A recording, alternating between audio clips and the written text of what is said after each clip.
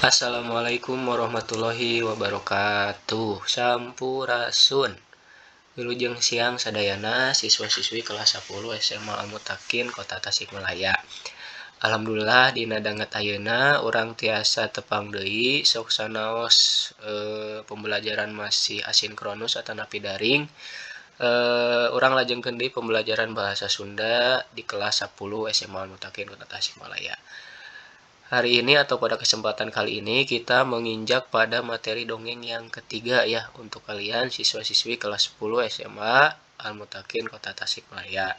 Ya, pada materi ketiga ini kita akan belajar menganalisis atau mengetahui yang namanya unsur-unsur dongeng.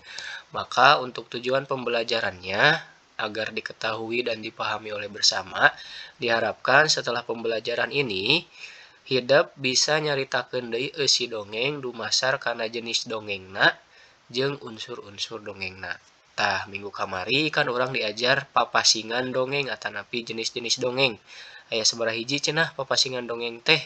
Pami henteu lepat nya aya 4. Nyaeta fabel, parabel, sasakala, oge miteu. Mangga tiasa ditingali deui materina di kelas online aplikasi SPI minggon kamari. Tah ieu minggon ayeuna ya. Jadi kalian diharapkan bisa menceritakan kembali isi dongeng berdasarkan satu jenis-jenis dongengnya, kemudian unsur-unsur dongengnya. Baik, di sini ada salah satu dongeng yang Bapak ambil ya. Dongeng ini mungkin cukup populer dan kalian juga sering mendengarnya. Judulnya adalah Dongeng Sakadang Kuya jeung Sakadang Monyet. Dongeng Sakadang Kuya jeung Sakadang Monyet teh lamun dina jenis-jenis dongeng disebut dongeng fabel. Nyaeta dongeng anu nyaritakeun kahirupan sasatoan siga jelema. Tah, dina dongeng Sakadang Kuya jeung Sakadang Monyet miboga atau mempunyai unsur-unsurnya. Yang pertama, tema atanapi jejer dina bahasa Sunda mah. Tema atanapi jejer dongeng Sakadang Kuya jeung Sakadang Monyet teh nyaeta ngeunaan kasarakahan makhluk. Nya makhluk ciptaan Allah Subhanahu wa taala salianti manusa, tutubuhan, oge aya sasatoan. Tah makhluk di dieu teh maksudna kasarakahan sasatoan nya sadaya makhluk oge pasti miboga sifat sarakah, tapi anu dicaritakeun dina dongeng ieu mah nyaeta sasatoan. Palakuna aya 2 palaku utamana nyaeta kuya jeung monyet. Tah dina dongeng oge pasti unggal palaku miboga waktek atanapi pasifatan ya. Jadi setiap dongeng, setiap tokoh atau pelaku juga pasti memiliki watak dan juga sifat ya. Kalau di dalam dongeng ini dicaritakeun kuya teh cenah watakna pinter, sedangkan monyet watakna sarakah ya itu. Itu 3 unsur yang pertama, tema atanapi jejer, palaku, sareng watak. Salajengna unsur anu salajengna teh nyaeta latar, aya latar tempat, aya latar waktu. Ya, kalian juga sudah mengetahui mungkin kalau dongeng Sakadang Kuya jeung Sakadang Monyet teh latar tempatna di leuweung atanapi di kebon. Latar waktuna dina carita anu ieu mah ceunah peuting jeung beurang. Jadi 2 waktunya. Sementara dina dongeng oge aya galur carita. Nah, kudu aya galur carita. Kusabab dongeng tanpa galur carita engke moal jelas caritana siga kumaha nya jalan carita. Tah dina dongeng ieu ceunah dongengna teh make galur carita anu maju.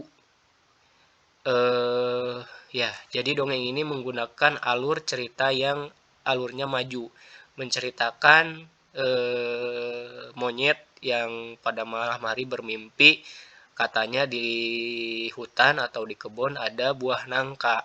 Besoknya siang harinya buah nangka itu dicari oleh monyet dan kuya ke hutan.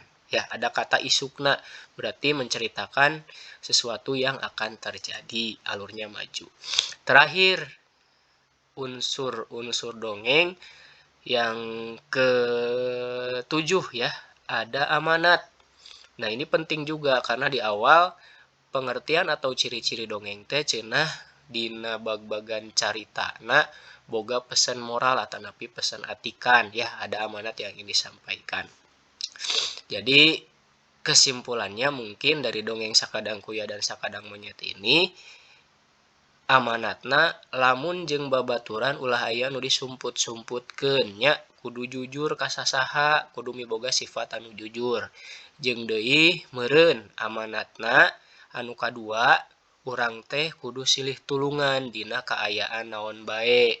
Nya ulah dina senangna hungkul, ulah dina susahna hungkul. Dina kaayaan naon wae oge urang kudu silih tulungan, saling menolong. Yang terakhir adalah da cenah dongeng teh ngandung unsur-unsur pamohalan anu teu kaharti ku akal ya. Cenah isi dongeng itu bagian-bagian ceritanya ada yang sulit difikirkan oleh akal sehat kita. Nah, dalam dongeng ini juga ada nyaeta unsur pamohalanana maknya teuing sasatoan sabangsaning monyet jeung kuya bisa ngobrol siga manusia. Terus cenah dina eta dongeng kuya teh bisa ngadengekeun obrolan monyet anu aya dina hatena. Ya, nanti kalian bisa lihat dongengnya, Bapak akan cantumkan di kolom deskripsi. Jadi itu unsur-unsur dongeng ada 8. Yang pertama jejer atau tema, pelaku atau tokoh, watak atau sifat, latar tempat, latar waktu, alur, kemudian amanat dan unsur-unsur pamohalan dina dongeng. Ya, untuk pancen atau nepi tugas dina kolom deskripsi video aya video dongeng anu judulna teh Sapedah Ti Mamah karya Santi Senja. Tah, coba analisis oleh kalian dongeng tersebut termasuk ke dalam dongeng apa? Apakah fabel, parabel, sasakala, atau mite? Kemudian tataan unsur-unsur dongeng nasiga tadinya aya tema nanaon, palakuna saha wae, watakna kumaha, kemudian latar tempat waktunya di mana, kapan, amanatnya apa, dan unsur-unsur pamohalannya seperti apa. Silahkan dianalisis, kalian kerjakan di dalam kertas lembar atau kertas portofolio. Nanti ketika kita pembelajaran tatap muka disetorkan kepada Bapak di kelas. Itu saja untuk hari ini. Bila ada yang tertinggal atau kurang paham mengenai materi yang kita pelajari hari ini, boleh ditanyakan langsung di kolom komentar atau melalui WhatsApp ya, secara japri.